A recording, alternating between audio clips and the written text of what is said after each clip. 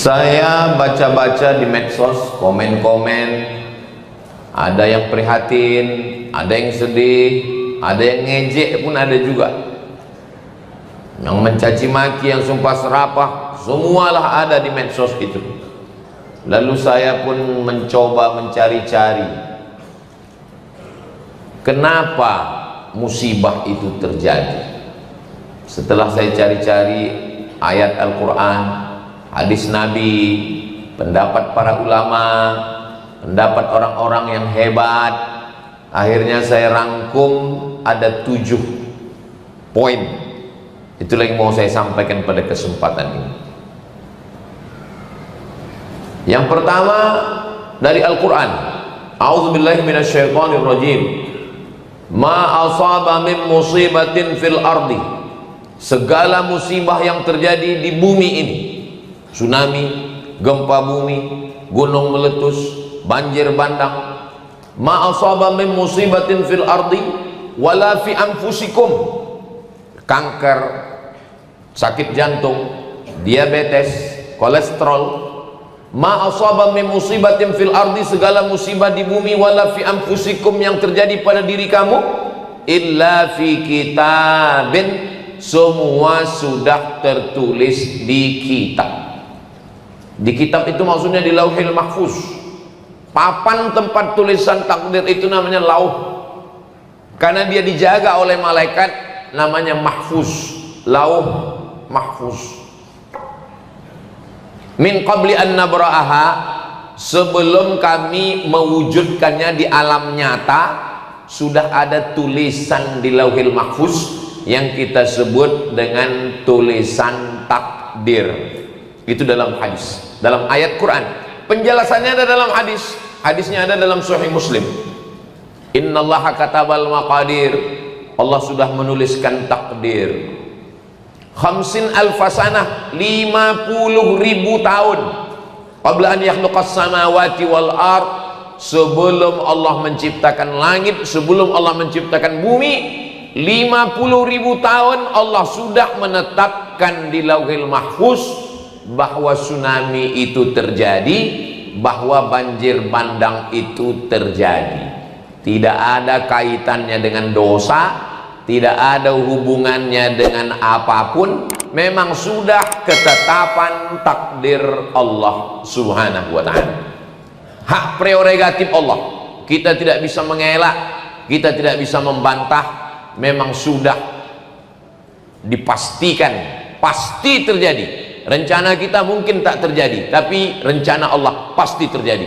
Itu makanya rukun iman kita 6. Antu'mina billah wa malaikatihi wa kutubihi wa rusulihi wal yaumil akhiri wa bil qadari khairihi wa syarrihi. Jangan tambah lagi. Sekarang banyak orang ditambahnya pula rukun iman ini macam-macam lagi. Antu'mina billah wa malaikatihi wa kutubihi wa rusulihi wal yaumil akhiri wa bil qadari khairihi wa syarrihi wa bi dokter spesialis dan lain-lain. Saya masih ke dokter, saya masih berobat, saya masih ke rumah sakit, tapi segala yang terjadi itu adalah memang sudah takdir Allah Subhanahu wa ta'ala. Ini yang pertama. Inilah jawaban yang paling enak. Apapun yang terjadi, takdir. Oh, nggak bisa begitu Pak Ustadz. Masa hutan yang dipotong, pokok kayu yang ditumbang, terjadi longsor, kok itu takdir? Sabar dulu, ini kan baru 1. Ini masih panjang ini baru 1, 7 yang mau aku sampaikan ini. Nah itu makanya kalau dengar ceramah itu jangan dipotong-potong. Saya tahu ceramah saya yang ini akan dipotong ini. Yang suka memotong hutan itu, dipotongnya juga ceramah saya ini. Ketika dia dikomplain orang, gara-gara kau memotong hutan lah ini terjadi, itu sudah takdir Allah. Ini ceramah Ustaz Somad katanya. Jadi rupanya memang tukang potong inilah bahayanya. Kalau cita-cita dulu tukang sunat, akhirnya rencana mau masuk fakultas kedokteran, nggak lulus, masuk fakultas ekonomi. Itulah APBD disunat, buka perusahaan potong kayu disunat, itu semua disunat. Jadi memang yang pertama ini bahwa takdir itu di tengah laut itu kan ada lempengan tanah. Jadi rupanya tanah ini berlapis-lapis. Jadi lapisan yang paling atas itu lempengan ada sambungannya, macam karpet masjid raya ini ada sambungannya. Pas sambungannya itu di tengah di atas Pulau Sumatera di Laut Aceh itu. Jadi ketika sambungannya itu bergeser terjadi gempa. Lalu ketika terjadi gempa di tengah laut sana, airnya itu menyusut karena bergerak dia menyusut, habis itu naik ke atas. Air yang naik dari laut ke atas itu bahasa Jepangnya tsunami, pakai huruf tsa, tsunami. Dari laut maka menyusut dia dulu, menyusut, naik lagi dia ke atas. Itulah dia tsunami. Tapi orang Aceh sebelum orang Jepang ngasih nama itu, dia sudah ngasih nama duluan. Makanya ada di dalam kapal itu. Apa namanya? Smong. Makanya kalau kita mau pakai bahasa kita, jangan sebut tsunami, smong. Jadi kenapa sebagian masyarakat Aceh selamat?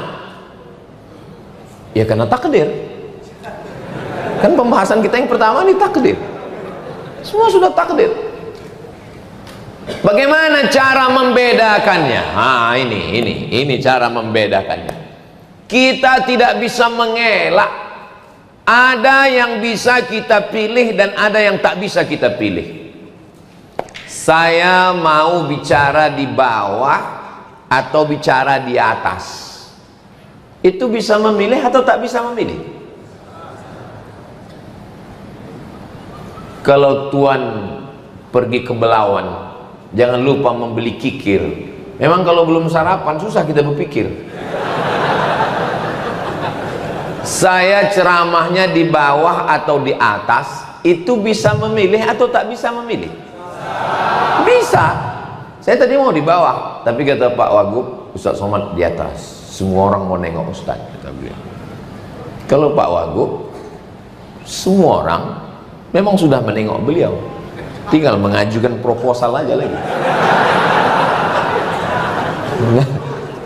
Jadi tentang masalah saya mau di bawah atau di atas itu pilihan. Tapi ada yang tidak bisa memilih.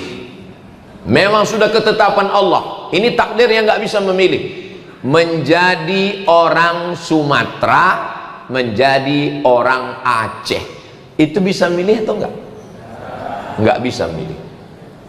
40 hari dalam kandungan dalam bentuk air, 40 hari dalam kandungan dalam bentuk darah, 40 hari dalam bentuk kandungan dalam bentuk daging, 40, 120 hari.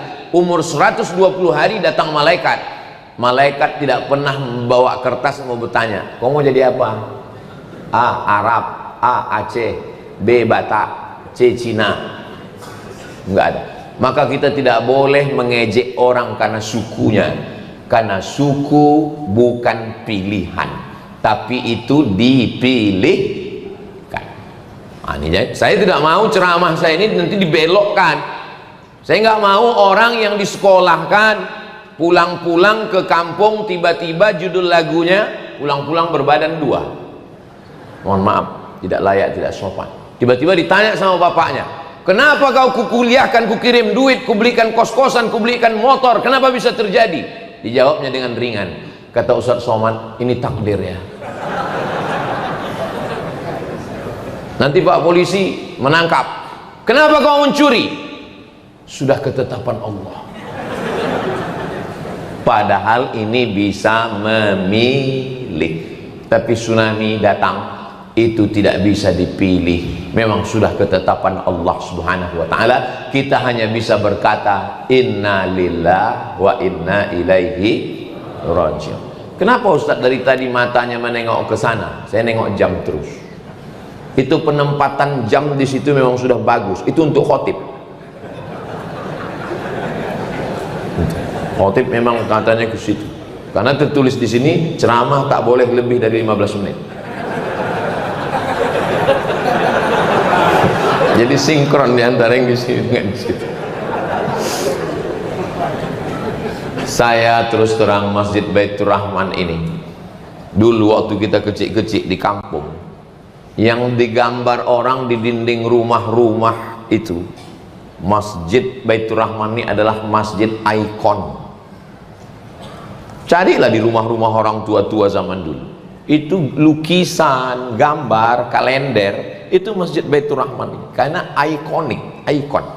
Saya pergi ke Jakarta, dari Jakarta ke Yogyakarta, dari Yogyakarta naik mobil ke rumah Ustadz Salim Afillah. Sampai di rumahnya, di dinding kamar rumah emak beliau itu ada gambar sulaman benang. Saya tengok, Allah, nanti kalau bapak ibu panjang umur ke Jogja singgah ke rumah Ustadz Salim, ke rumah emak beliau, di dinding rumahnya itu gambar sulaman Masjid Baitur Rahman. Jadi kalau saya ditanya, di antara semua masjid di Indonesia ini, masjid manalah yang Ustadz paling ingin ceramah? Masjid Baitur Rahman ini. Dan hari inilah baru sampai kemarin. Hari inilah baru saya sampai kemarin. Dan saya orangnya memang nggak pernah minta, nggak pernah saya request ke Ustadz Nazar sama Ustadz Riza yang mengurus jadwal, tolonglah jadwalkan aku Baitur Rahman, nggak pernah. Saya kan jaga harga diri saya juga.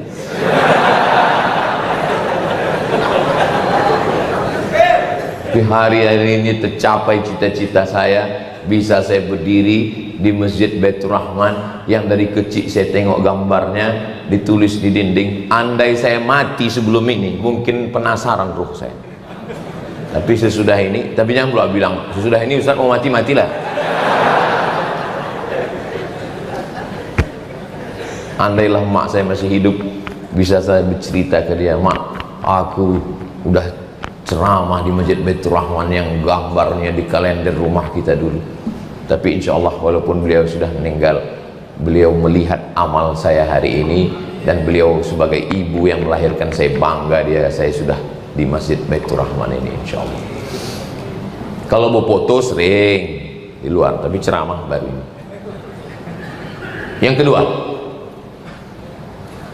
Yang kedua adalah zaharal fasadu fil barri wal bahri bima kasabat aydin nas. Terlihat nyata kerusakan fil barri di daratan, wal bahri di lautan, bima kasabat aydin nas, akibat perbuatan tangan manusia. Ini baru masuk yang tukang potong hutan tadi. Ini ada dia. Ini kalau dia ada hadir pengajian ini, inilah yang didengarnya nomor 1. Habis itu permisi deh ke toilet dulu ya, kencing. Ini kayaknya aku kena ini katanya nomor 2. Zaharal fasad, sudah ternampak kerusakan fil barri, daratan dulu. Karena memang yang pertama dirusak manusia ini daratan. Sudah habis daratan, tak ada lagi yang bisa dirusak. Wal bahri, baru dia pergi ke lautan. Bayangkan, apa namanya yang mirip kura-kura itu? Saya ingat, cuman mau ngetes jamaah nih, masih sadar atau enggak? Penyu kan? Penyu itu makanannya ubur-ubur. Penyu itu mau makan ubur-ubur dari jauh, udah menetes air liur penyu itu mau makan, udah dibacanya doa, Allahumma barik lana fima rozaqtana wa qina azabannar, kata penyu. Begitu ditelannya, rupanya sampah plastik. Bayangkan kecewanya penyu itu kena prank. Antara ubur-ubur dengan sampah plastik, siapa yang membuang sampah plastik ini? Maka buanglah sampah pada tempatnya. Ada Profesor Dr. Junaidi namanya, sahabat saya. Dia kebetulan pergi ke tengah laut sama bule. Bule itu perempuan, kalau laki-laki pakle. Sama bule. Bule dari Jerman. Sampai di tengah laut, bule itu makan jeruk. Dimakannya jeruk, kulitnya dikantonginya. Dikantonginya kulitnya. Profesor Junaidi ini heran, kenapa bule ini mengantongi jeruk? Cuman dia nggak nanya, diam aja. Sesudah kapal itu pulang ke pantai, barulah kulit jeruk itu dibuangnya ke tong sampah. Orang kita sengaja membawa tong sampah itu ke laut untuk membuang sampah ke tengah laut. Jadi kerusakan di laut, di bumi karena tangan manusia. Pohon yang akar tunggal, akarnya memegang tanah dan dia menahan air. Kalau pohon ditumbang, akarnya copot, lapuk, sehingga tanah tidak bisa ditahan, air pun turun ke bawah. Pelajaran kelas 4 SD, nama pelajarannya IPA, ilmu pengetahuan alam. Kita duduk dulu sama-sama pakai kelompok namanya CBSA, cara belajar siswa aktif. Masih ingat? Yang ingat berarti udah tua. Sebaya sama saya. IPA itu dulu pelajarannya. Bahkan dipraktekkan, ditumpuk tanah, diletakkan pohon yang akarnya panjang, disiram air dari atas. Kenapa tanahnya tidak longsor? Karena diikat oleh akar kayu. Akar kayu ini dipotong, lalu kemudian lapuk sehingga tidak bisa lagi ditahan, dan terjadilah banjir bandang, habis.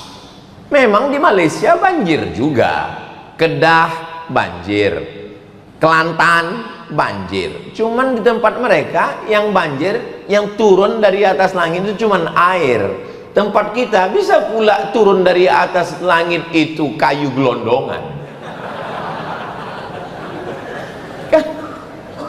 Dari mana ini datang kayu-kayu ini?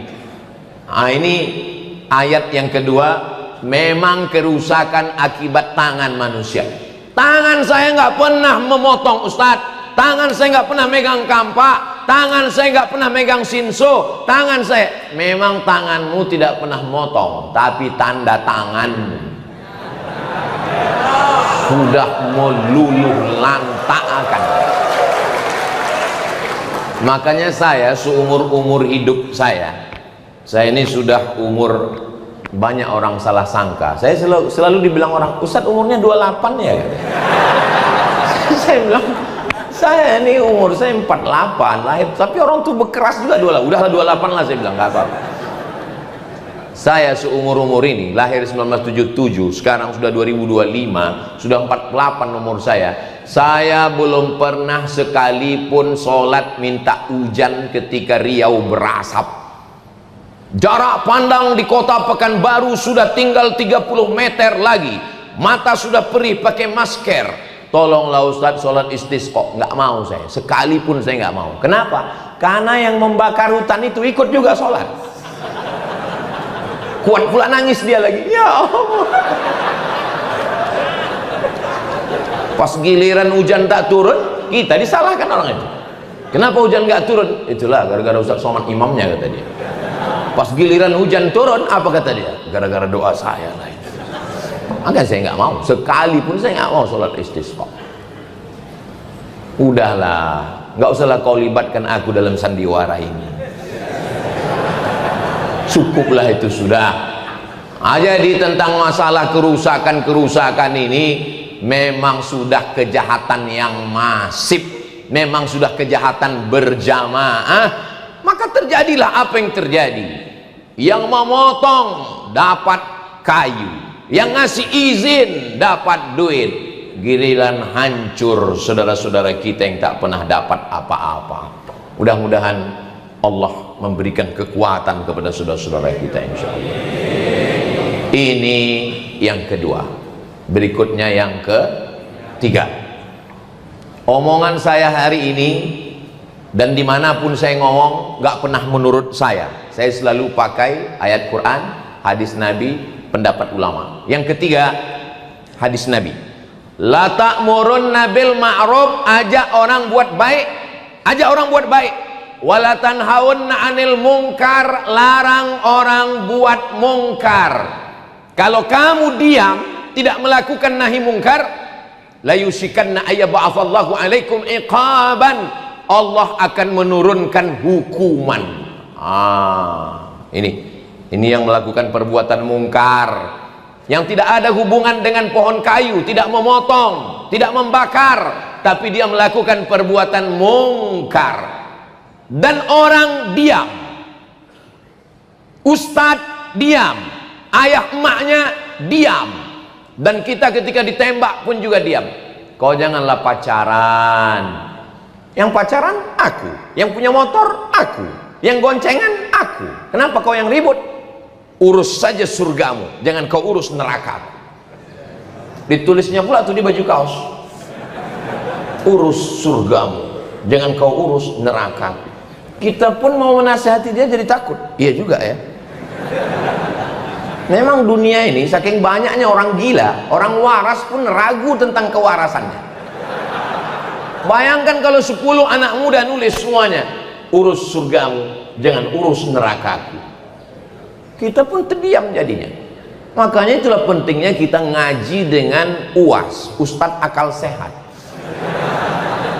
Kalau kita begini gimana jawabnya? Jawabnya begini, memang motornya motor kau, memang duitnya duitmu, memang perempuan itu pacar kau, tapi kalau azabnya datang aku kena juga, bodoh. Begitu. Karena ketika buat dosa, buat maksiat, tsunami datang, gempa bumi datang, gunung meletus. Memangnya waktu tsunami itu datang ditengoknya dulu, ini rumah orang soleh, kami kesana dulu ya, gitu.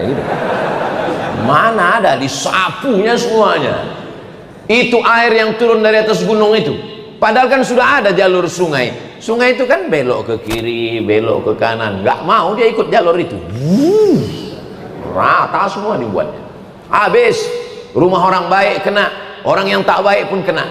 Mudah-mudahan orang-orang baik yang meninggal dunia menjadi syahid insya Allah. Adapun orang yang tak baik meninggal dunia, ya mudah-mudahan diampunkan Allah juga lah dosa. Saya tahu kalian udah semangat kali mau mengaminkan. Enggak boleh. Karena boleh jadi di ujung-ujung umurnya itu, karena tertulis waktu malaikat mau mencabutnya itu, dia menengok tulisan la ilaha illallah. Kita husnuzon, bisa jadi dia mati dalam keadaan husnul. Dari bunyinya nggak setuju nampaknya. Enak kali Pak Ustadz, dia yang pacaran, dia yang maksiat, dia yang LGBT, dia yang homo, dia yang lesbi, musibah datang dia yang ngundang, begitu dia mati Ustadz doakan pula dia husnul khotimah. Aku nggak setuju. Ya nggak apa-apa kalau nggak setuju, silakan. Tapi kita semua akan mati. Mudah-mudahan kita ini semua mati dalam keadaan husnul khotimah. Kalau kita doakan saudara kita husnul khotimah, malaikat akan dikirimkan Allah malaikat. Apa kata malaikat? Amin, kabulkan doa orang ini, walaka mithluh, maka kau dapat pahala yang sama seperti yang kau mintakan. Makanya kalau ada perbuatan maksiat jangan diam. Anak-anak muda Gen Z, tolong kalian cetak nanti stiker bulat tulisannya say no to bonceng. Ini hari Jumat, besok malam Sabtu, besok Sabtu malam Ahad. Itu anak-anak muda pacaran, tulis say no to bonceng. Bagikan di lampu-lampu merah. Ini cuman kadang pas kita itu yang ngambil yang tua-tua pula. Tua siapa yang mau dibonceng lagi? Tempelkannya, buatkan baju kaos yang suka. Katakan tidak pada narkoba, katakan tidak pada sabu-sabu, katakan tidak pada pil anjing gila, katakan tidak pada lem kambing. Kalau Ustaz Somad yang ceramah di atas mimbar berapi-api, tapi sampai di luar orang nggak takut sama saya. Makanya dalam masalah amar ma'ruf nahi mungkar ini, bukan ustadz yang paling bisa. Yang paling bisa itu adalah polisi dan tentara. Dia yang paling bisa. Polisi nggak perlu naik ke atas mimbar ini. Di atas mimbar ini berat, biar aku aja. Polisi TNI cukup dengan pistolnya. Selama seragam masih ada, selama pistol masih besi, pakai untuk amar ma'ruf nahi mungkar. Takbir. Saya kalau udah 30 menit ceramah memang takbir. Itu untuk ngetes suara jamaah. Kalau begitu suaranya berarti tahan sejam lagi. Tapi kalau pas saya takbir, Allahu Akbar. Itu artinya terserahlah Pak Ustadz mau berhenti, aku pun udah lama kali ini udah katanya. Polisi, tentara nggak perlu ceramah, nggak perlu pakai ayat, nggak perlu pakai sound system, nggak perlu tablik akbar, nggak perlu pakai baliho, cukup dengan pistolnya. Sambil jalan-jalan dia, ada yang mau pacaran, silakan. Ada yang mau main judi, silakan. Ku pecahkan ginjal kalian. Selama seragam masih ada, selama pistol masih ada, pakai untuk amar ma'ruf nahi mungkar. Setuju? Jangan nanti baju sudah diambil negara, pistol sudah ditarik, barulah datang ke Ustadz. Apa yang bisa kita lakukan? Bapak masih aktif, baru pensiun Pak. Banyak-banyak istighfar aja Pak. Apa yang mau dilakukan lagi? Ustaz, saya selalu ikuti ceramah Ustaz, saya mau nahi mungkar Pak Ustaz. Bapak dari mana? Saya polisi Pak Ustaz. Pistol besi udah diambil negara Pak Ustaz, tinggal pistol air. Itu pun kadang-kadang mati, kadang-kadang hidup Pak Ustaz. Udahlah Pak, banyak-banyak ziarah kubur aja lah Pak. Itu maka semangat saya ini karena saya tengok masih berseragam bapak-bapak kita.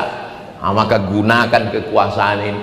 Suami saya Pak Ustadz tidak polisi, tidak TNI Pak Ustadz, nggak ada pistolnya, tapi ada pentungan, pakai.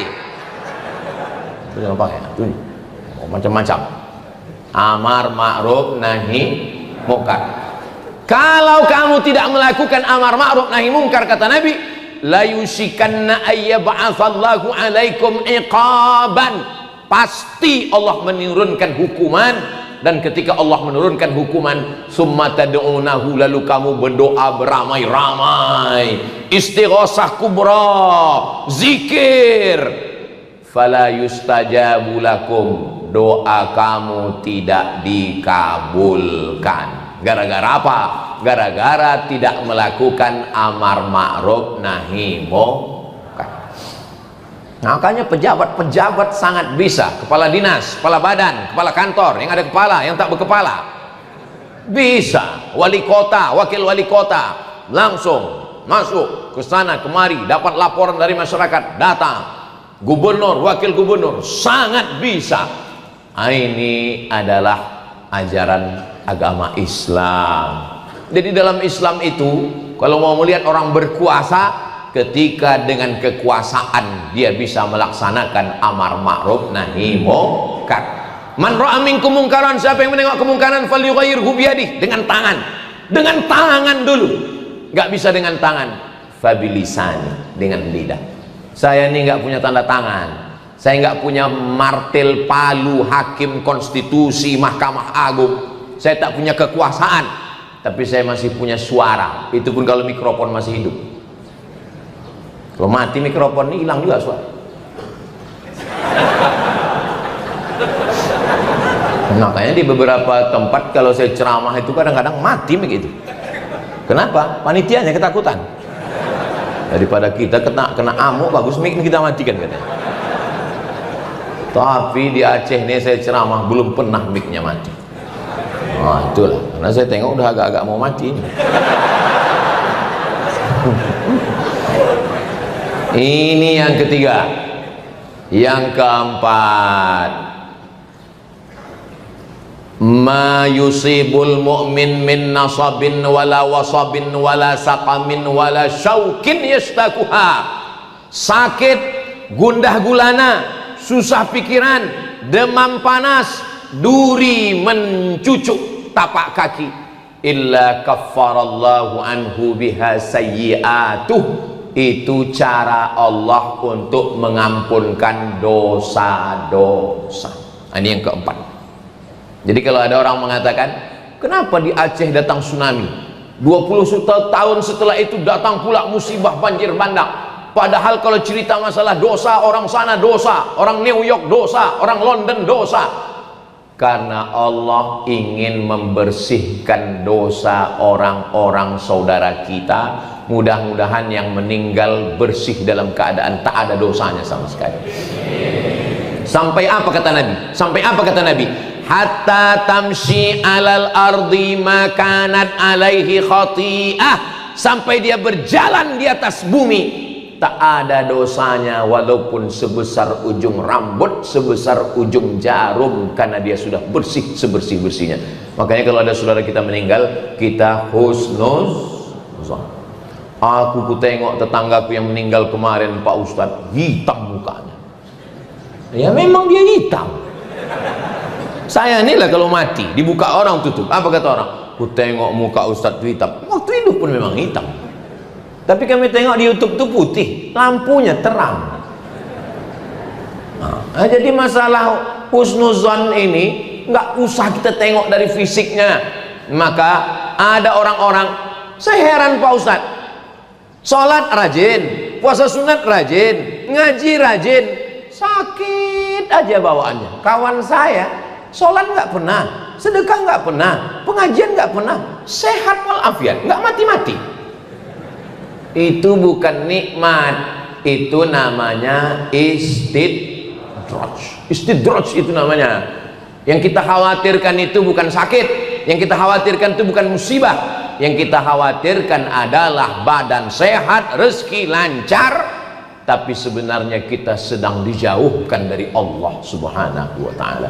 Ini yang keempat, ini mesti dipahami dengan baik. Ya Allah, semua yang datang kemari, kalau ustadz menangis itu biasa. Reporter televisi nggak pakai jilbab menangis menengok musibah Aceh, menangis dia, nggak tahan dia menengok saudara yang naik ke atas gubungan atap rumah dengan banjir bandang, anak kecil, ternak mati, rumah hancur, lumpur setinggi, tiang listrik dipegang, sampai tak bisa lagi berdaya, hanya melelehkan air mata. Maka kita husnuzon pada Allah. Kejam sekali Tuhan itu Pak. Tidak. Al-Quran ketika kita baca, Allah tidak mengatakan Bismillahil Muntaqim, dengan nama Allah yang maha menghukum. Dah. Bismillahil Jabbar, dengan nama Allah yang berkuasa. Tidak. Tapi yang pertama adalah Bismillahirrahmanirrahim. Allah mau membersihkan sebersih-bersihnya, sampai akhirnya nanti di akhirat dia langsung masuk ke dalam surga Allah Subhanahu wa ta'ala. Saudara kita yang wafat karena tsunami 21 tahun yang lalu, saudara kita yang meninggal karena banjir bandang 1 bulan yang lalu, maka kita husnuzon kepada Allah, bersihkan hati kita dari segala prasangka suuzon. Itu cara Allah untuk menghapuskan dosanya, sehingga nanti dia langsung masuk ke dalam surga Allah sesuai dengan janji Allah dalam doa kita, Rabbana atina fid dunya hasanah wa fil akhirati hasanah wa qina. Berikutnya yang ke-5, ke-6, mau cepat aja orang ini selesai. Saya memang dikasih tahu Ustadz jangan lama-lama, karena Ustadz mau langsung ke Sigli. Nanti saya mau khutbah Jumat di Sigli, habis itu turun ke Biren. Jadi kami turun Banda Aceh, dari Banda Aceh turun ke Sigli, habis turun ke Biren, habis itu turun ke bawah. Nanti diprediksi hari Sabtu malam Ahad, Sabtu sore itu kami nanti di Aceh Tamiang, dan Ahad malam kami langsung ke Medan. Pagi Ahad itu kami nanti berangkat dari Medan. Masih belum jelas tiket, apakah Medan Jakarta atau Medan Kuala Lumpur. Habis itu barulah ke Pekanbaru. Mohon doa supaya dimudahkan Allah perjalanan. Yang kelima adalah Allah sedang menguji kita. Oh, yang diuji itu orang Tamiang, yang diuji itu orang Sigli, yang diuji itu orang Bandar Meriah, yang diuji Allah itu adalah saya, Abdul Somad. Apakah sanggup kau makan di rumah, perutmu kenyang, saudaramu di sana tak makan, Abdul Somad? Maka saya kumpul sama kawan-kawan saya, namanya Yayasan Tabung Wakaf Umat. Lalu saya bilang, apa yang bisa kita lakukan? Kalau membangunkan rumah tak ada duit kita, rumah kita pun ngontrak. Jadi apa yang mau kita? Oh, datang ide, kita masakkan rendang Pak Ustadz. Aku bilang berapa kilo? 1 ton katanya. Mendengar 1 ton itu terbayang saya berendang di renang 1 ton. Oh, 1 ton. Saya nggak mau mengendurkan semangat kawan-kawan ini nggak saya tanya, kualinya sebesar apa, berapa jam kalian masaknya. Saya bilang iyalah, saya kasih semangat saya bilang dalam hati saya, kan kalian juga yang masak. Jadi rupanya 1 ton. Tabung wakaf umat, itulah tadi dibawa. Tapi Pak Ustadz sebungkus saja, itu simbolisnya. Jadi udah dibungkus sepaket-sepaket, nanti kita akan kirim, dan rupanya banyak peminatnya. Jadi setelah 1 ton ini datang, nanti akan dibuat lagi insya Allah. Mudah-mudahan makin banyak berkelanjutan program ini insya Allah. Kemudian beras ada kami bawa 10 ton. Kemudian baju layak pakai. Kemudian banyak yang minta Iqra sama Al-Quran, mushaf dan lain-lain. Itulah yang kita bagi sesuai kemampuan kami. La yukallifullahu nafsan illa wus'aha. Kami janji nanti jumpanya di Aceh Tamiang. Ada tim dari Jogja, Ustadz Salim. Ada tim dari Pontianak, Ustadz Lukmanul Hakim. Ada tim dari Riau, Ustadz Al-Nob Dinar beserta Ustadz Hanafi. Tapi yang mengkoordinir, yang mengaturnya semua, saya tak berani juga. Sohibud dar a'lam bidarihi, yang paling ngerti tentang Aceh ini ya orang Aceh. Maka saya minta tunjuk sama Ustadz Nazar dan Ustadz Riza. Ustadz Nazar dan Ustadz Riza ini senior saya di Mesir. Ustadz Riza seangkatan saya. Beliau berdua ini yang mengarahkan kami. Saya duduk bertiga sama mereka, saya tanya, Ustadz Nazar, Ustadz Riza, mau dibawa kemana hubungan kita? Kata mereka, insya Allah kami akan bawa Ustadz masih berada di jalan yang benar. Akhirnya kami pun jalan, dialah yang menyusun semua. Pokoknya saya dibangunkannya pagi, bangun, jalan, ya. Nanti jumpa dengan Pak Wagub, serahkan, ya. Senyum sikit, katanya, ya. Itulah, pokoknya saya ikut aja. Apapun kata mereka berdua ini, ikut aja. Nggak tahu saya nih, entah mau kemana setelah ini. Nanti khutbah di Sigli, ya. Padahal pertama nggak ada jadwal Sigli ini, tiba-tiba ada dibuatnya. Ini kita ke sana, ya. Kita buat video banyak-banyak, ya. Ada 6 yayasan nanti. Yakin 6 ini kawan-kawan kita terpercaya, orangnya amanah, orangnya baik, orangnya insya Allah bantuannya sampai. Kita buat, buatkan kertasnya. Biar supaya nanti jangan nampak kali bodoh saya pada video itu terdiam gitu. Kita buatkan kertas, sudah siap. Jadi nanti di setiap tempat buat. Karena recovery ini apa bahasa Indonesia? Saya kok udah di Aceh ini payah bahasa Indonesia. Pemulihan. Karena pemulihan ini lebih parah dari tsunami dulu Bapak Ibu.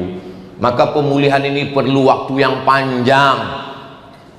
Saudara kita yang tidak Islam, tak Islam dia, mampu memberikan 1000 rumah, bayangkan itu, dan akan tegak berdiri. Tadi malam saya minum kopi, Ustadz Somad, anak-anak Mapala. Tahu Bapak Ibu Mapala? Mapala itu mahasiswa pencipta alam, bukan mahasiswa paling lama. Kadang ada juga anak-anak semester 14 ini pas ditanya, kau semester berapa? 14. Kok lama kali? Aku ini Mapala gitu. Rupanya mahasiswa paling lama.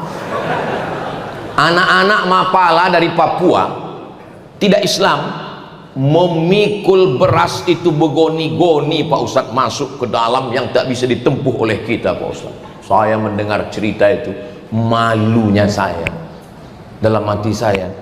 Yang tak Islam sudah mendirikan rumah, yang tak Islam sudah membawa. Aku yang tiap tahun di Aceh, yang udah disangka orang dapat istri orang Aceh, baru ini aku sampai, malu saya. Jadi kalau belum bisa nolong, paling tidak janganlah mengejek. Kalau belum bisa membantu, mengirimkan duit, mengirimkan apapun ke saudara kita, janganlah berkata kasar. Saya yang tidak berada jadi korban pun membacanya itu tak sanggup saya. Asalkan nampak saya tulisan yang kasar, saya lewatkan cepat. Asal nampak saya video-video yang ngomong macam-macam, saya lewatkan cepat. Kenapa? Takut saya kubanting handphone itu. Handphone itu hancur, dia ketawa. Yang bisa menolong, datanglah kemari. Ustadz Riza, Ustadz Nazar, ya. saya kebetulan di Kuala Lumpur ini, di Malaysia. Gimana kalau kita jumpai Pak Menteri Agama? Siap, terbang Ustaz Riza dengan Ustaz Nazar langsung dari Banda Aceh ke Kuala Lumpur. Kami pun menjumpai Pak yang berhormat Menteri Agama. Akhirnya kami sampaikan, Pak Menteri, ini kawan saya 2 orang. Bagaimana Aceh sekarang Pak Ustadz? Pas jumpa sama dia, bagaimana Aceh? Kami mohon bantuan dari masyarakat Aceh Pak, begini-begini. Kalau tidak bisa G2G, negara to negara, nanti kirimkan aja ke yayasan terpercaya, nanti kami akan sampaikan Pak. Insya Allah Pak Ustadz, kata beliau. Saya yakin insya Allah itu, karena dia orang Malaysia. Kalau insya Allah kita agak berat sedikit. Jadi memang relawan-relawan ini sudah turun semua. Jadi sebenarnya ini adalah ujian. Di saat kita senang banyak kawan, di saat kita ketawa banyak teman, tapi di saat kita sedang susah, orang senang banyak kawan, orang susah punya sahabat sejati. Kalau mau menengok sahabat sejati Aceh, inilah yang datang beberapa hari ini walaupun terlambat. Salah satunya UAS, ujian akhir semester. Saudara yang dimuliakan Allah SWT. Berikutnya yang keenam. Yang keenam, ini saya baru dapat temuannya ini, yang keenam ini. Baru pagi tadi dapat saya. Ini tidak ada di dalam Quran, tidak ada di dalam hadis, tidak ada di dalam pendapat ulama. Di Quran saya cari enggak ada, di hadis pun tak ada, dalam pendapat ulama pun tak ada. 6 ini adalah doa orang-orang yang terkabul. Hah? Siapa yang terkabul minta bencana nih Pak Ustaz? Rupanya bupati-bupati wali kota ini selalu datang ke gubernur minta APBD. Minta, gubernur nggak ada duit. Karena semua dari pusat nggak ada. Bingunglah gubernur sama wakil gubernur, mau dapat dari mana? Rupanya datang musibah ini, akhirnya cairlah duit.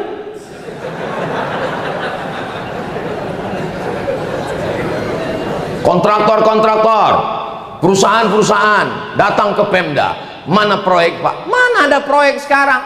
Defisit, duit susah. Begitu bencana ini datang, dicairkan 60 triliun untuk musibah Sumatera, 30-nya untuk Aceh.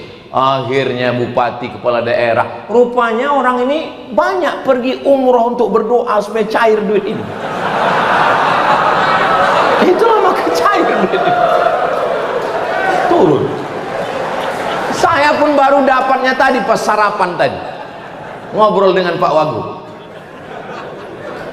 Tadi saya dengar, oh begitu rupanya, saya bilang.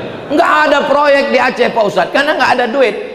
Sekarang setelah turun 3 triliun ini, proyek pembuatan rumah, proyek itu, proyek ini. Jadi ini memang ada beberapa orang yang berdoa ini. Tapi kalau bisa janganlah kalian berdoa lagi. Aku minta sama kalian janganlah berdoa lagi. Kebetulan di depan saya ada ibu wali kota Banda Aceh. Kenapa Banda Aceh nggak kena? Rupanya wali kota Banda Aceh ini yang nggak pernah minta dana tadi. Akhirnya nggak turun dia ke sini. Bapak Ibu yang dimuliakan Allah Subhanahu wa taala. Saya paham. Saya sebelum datang kemari ini pikiran saya ini kusut, bawaan saya tegang. Rupanya Pak Wagub ini tahu, dia menengok saya. Ini Ustaz Somad ini kalau dibawa cerita susah nanti dia berapi-api nih dia semimbar. Dibawanya cerita begitu baru agak tenang saya sedikit. Masya Allah tabarakallah. Innama amruhu iza arada syai'an ayyakula lahu kun fayakun. Bapak Ibu kalau tak percaya bahwa sekarang tak ada duit, nanti kalau saya ngomong tak percaya, bukalah Google. Kita buka sama-sama ya. Mudah-mudahan ada signal. Coba tulis itu. APBD Riau 8 triliun. Tengok. APBD Riau 2006 8 triliun. Mana provinsi yang paling kaya? Kalimantan Timur. Berapa? Kalimantan Timur 14 triliun. Aceh 11 triliun. Begitu ada musibah nih 30.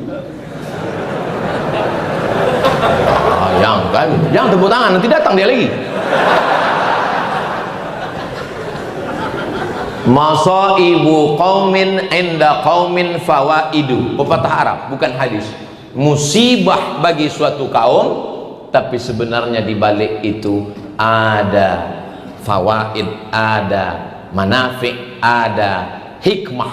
Asa an takrahu syai'an, boleh jadi kamu benci sesuatu, wa yaj'alallahu fihi khairan katsira, ada kebaikan-kebaikan. Karena sudah terjadi, mau diapain lagi? Tak bisa kita tolak, maka kita tinggal mengambil hikmah-hikmahnya, kita kawal, kita doakan. Tapi jangan gara-gara ini lalu NGO, non-government organization, LSM, jangan sampai berhenti. Terus apa yang bisa kita bantu, kita bantu. Ini kawan-kawan saya yang dari Medan menunggu nih di Aceh Tamiang. Ustaz Somad, kami menunggu, kapan Ustaz datang?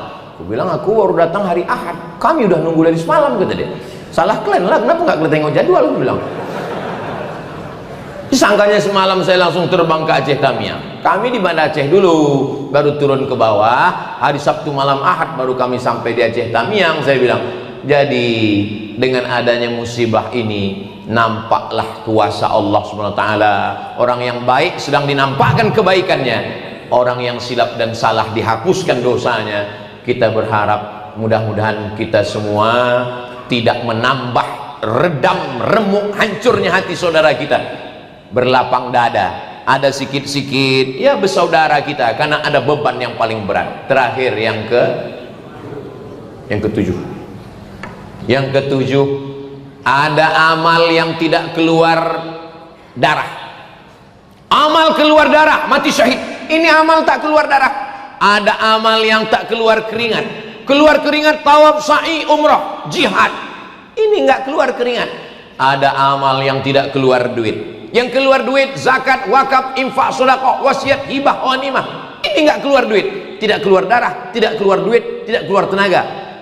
Amal ini amal yang paling besar pahalanya. Apa itu amal? Ridho menerima takdir Allah. Inilah amal yang sedang diberikan Allah kepada orang Aceh. Orang Aceh didatangkan Belanda. Negeri yang tidak bisa dijajah oleh Belanda adalah Aceh. Orang Aceh melihat hidup ini kecil setengah sayap nyamuk, seperti hadis Nabi. Apa kata orang Aceh? Kalau aku mati, aku akan mati syahid. Kalau aku hidup, besok pagi aku minum kopi di Molabuh. Itu terjemahan bahasa Indonesia. Tengku Umar, beliau meninggal sebagai seorang syahid. Saya ziarah ke makam beliau, masuk ke dalam hutan. Apa kata yang menjaga makam? Tengku Umar ini, Ustaz Somad, jangankan hidupnya, jenazahnya pun ditakuti Belanda. Sampai dicari mereka jenazahnya. 6 bulan orang menggalinya lagi, jenazahnya masih tetap utuh, tak dimakan cacing tanah. Begitu janji Allah. Itulah ayat yang dibaca qari kita tadi. Wala taqulu liman yuqtalu fi sabilillahi amwat. Jangan kau katakan mereka mati, bal ahya, mereka hidup. Sudah meninggal pun dia tak dimakan cacing tanah. Kita masih hidup dan dimakan cacing. Kenapa? Diabetes meletus. Mohon maaf kalau ada bapak ibu yang tersinggung, kebetulan penyakitnya sama, jangan tersinggung. Kunci mendengar ceramah saya ini satu, jangan tersinggung. Ada beberapa jamaah tersinggung, pulang meninggal.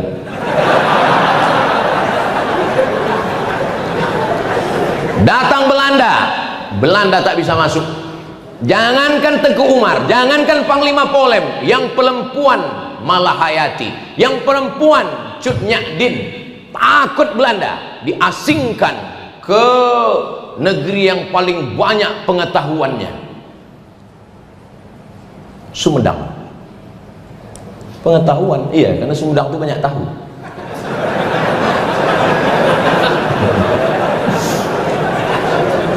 Nyak Din diasingkan ke Sumedang. Kenapa? Karena kalau dia dibiarkan di sini, dia punya magnet. Orang Aceh akan ikut berjuang sama dia. Diasingkan dia ke Sumedang. Perempuannya begitu luar biasa. Makanya kalau ada orang luar Aceh yang bisa mendapatkan istri orang Aceh, itu orang yang luar biasa. Sampai mana tadi ceritanya? Datang Jepang tak masuk. Datang dom, selesai. Datang tsunami, selesai. Datang apapun yang datang kemari, tidak ada orang Aceh yang murtad, nggak ada. Tidak ada orang Aceh yang menurut psikolog kalau sudah kehilangan rumah, kehilangan ayah, kehilangan keluarga, itu untuk menyembuhkan healingnya, menyembuhkan psikologisnya, pikirannya. Mereka psikolog-psikolog yang ngerti, bingung mereka. Kok bisa orang Aceh tetap sehat walafiat? Karena kekuatannya berpegang pada la ilaha illallah Muhammadur Rasulullah. Maka saya tak pernah menceramahi. Saya hanya cerita. Saya kalau di Aceh ini hanya cerita. Tak pernah saya menceramahi. Marilah Bapak Ibu kita bersabar, kata orang Aceh. Alah kau ngomong gitu, belum pernah kau kena tsunami. Cobalah perhatikan ceramah saya di Aceh. Pernah saya ajak orang Aceh, marilah kita berpegang teguh pada Allah. Orang Aceh kalau dengar itu senyum. Alah kau dikejar Belanda tuh. Kami Belanda, Jepang, daerah operasi militer, tsunami, datang lagi, datang dari laut 2 km daratan, habis turun dia lagi. Akhirnya orang pindah ke gunung. Dari gunung pula datang. Bayangkan, Allah mau menunjukkan ke orang Sumatera Utara, ke orang Riau, ke orang Jawa, ke orang Kalimantan, bahwa ada hambaku yang kuat menerima berbagai macam pukulan. Itu kan kata Ustaz Saman untuk menyenangkan hati kami. Ini hadis bro. Datang sahabat Nabi namanya Sa'ad bin Abi Waqqas. Dia bertanya kepada Nabi, man asyaddun nasi balaan, siapa orang yang paling kuat ujiannya? Ya Rasulullah, ya kasih tahu aku siapa orang yang paling kuat ujiannya. Al-anbiya, nabi-nabi. Setelah itu as-salihun, orang soleh. Setelah itu al-amsal fal-amsal. Itu kata Nabi, orang yang paling kuat ujiannya nabi-nabi. Setelah itu orang soleh. Setelah itu orang yang di bawah itu, orang di bawah itu. Jadi kalau ditengok dari mulai Kalimantan, Sulawesi, Papua, Jawa, menurut pandangan saya, kalau dipakai hadis ini, yang paling kuat imannya adalah orang Aceh. Setuju tak setuju? Terserah, nggak setuju pun saya udah ceramah juga. Makanya menurut hadis ini kekuatan iman itu diuji. Kenapa? Karena kalau saya menggali tanah di belakang rumah saya, tiba-tiba cangkol saya itu bunyinya pup, lalu saya tengok ada batu hitam, saya ragu, ini batu kah, intan kah, emas kah? Maka saya bakar, saya hidupkan api unggun, saya bakar 1 hari. Begitu saya bakar meleleh dan memancarkan cahaya, berarti dia emas. Saya bawa pulang, saya masukkan ke lemari, saya kunci lemarinya, saya masukkan ke kamar, kamarnya saya kunci, saya masukkan ke rumah, rumahnya saya kunci. Tapi setelah saya bakar 2 hari tetap hitam, batu gilingan. Cara menguji batu dengan api, menguji iman dengan ujian-ujian ini. Dan iman yang paling kuat itu berada di Serambi Makkah. Kita jaga ini, kita jaga iman anak-anak kita, kita jaga iman jamaah kita. Saya kalau mau mengasih contoh-contoh yang baik-baik, Aceh. Cerita tentang ekonomi syariah, banknya tidak ada konvensional, Aceh. Cerita tentang penerapan syariat Islam, ada dinas syariat, Aceh. Cerita tentang pendidikan Islam, Dayah Abu Abi Tengku, ada Abi Zahrul, Dr. Zahrul dari Mudi Mesra hadir bersama kita, Aceh. Cerita tentang baca kitab, sampai hari ini orang Aceh masih baca kitab. Dari mulai Matan Takrib, Fathul Qarib, I'anatul Talibin, Kanzur Raghibin Mahalli, Qalyubi wa Umairah, Al-Majmu' Syarah Muhazzab. Sampai hari ini Dayah masih baca kitab kuning. Dari mulai Matan Al-Ajurrumiyah, Al-Kawakibud Durriyah, Al-Imriti, Alfiyah Ibni Malik, sampai Syarah Ibni Aqil. Masih istiqamah mereka menghormati ulama. Maka kalau ada orang yang mengejek, dia belum kenal, kasih tahu dia, kasih kenal dia, ajak dia ngopi. Kau jangan ngejek, ayo kita ngopi, ajak dia ngopi ke tepi laut sana. Ustadz ngomong begitu itu kan mau menyenangkan hati orang Aceh aja. Islam pertama datang di Nusantara ini kemana? Aceh.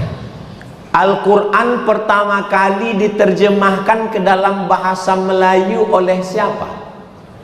Syekh Abdul Rauf As-Singkili, orang Aceh, yang membawa tarekat Syattariyah langsung dari Imam Al-Qushayri, dari Syekh Ibrahim Al-Qurani, sampai datang orang dari Jawa Barat, Syekh Abdul Muhyi Pamijahan, mengambil tarekat Syattariyah kemana. Datang saudara kita dari Makassar, Syekh Yusuf Al-Makassari Tajul Khalwati, mengambil tarekat Syattariyah kemana. Datang saudara kita dari bumi Minangkabau, dia adalah Syekh Burhanuddin Ulakkan dari Pariaman, datang kemana, mengambil tarekat Syattariyah. Siapa yang pertama kali menyusun sastra Melayu? Syekh Hamzah Fansuri. Berawal peradaban itu dari sini, menunjukkan bahwa dia kuat. Dipukul dengan angin puting beliung, anginnya kencang, lautnya dalam, karangnya tajam, puting beliung, tapi lulus. Dia akan melahirkan nahoda-nahoda kapal yang luar biasa.